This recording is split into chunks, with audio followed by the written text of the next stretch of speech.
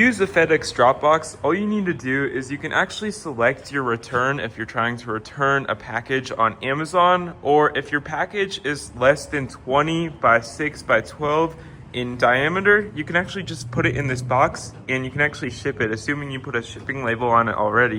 And as you can see, you can only use this for the suppliers that offers by FedEx. Now to view these suppliers, you can actually scan the QR code, which is on all boxes on the very top right here. Now keep in mind, you cannot return UPS packages to one of these drop boxes. And for the most part, they're picked up every day. And assuming you've already printed and actually registered your package to use the Dropbox, you can actually return packages here and just drop them off simply in here. And that's all you basically need to do to use a FedEx Dropbox, is you need to go onto Amazon, select your return as FedEx Dropbox, and then the certain location you want to return it. Or if you're just trying to ship a package, just make sure that you've already paid for it in advance when you're actually mailing it using a Dropbox.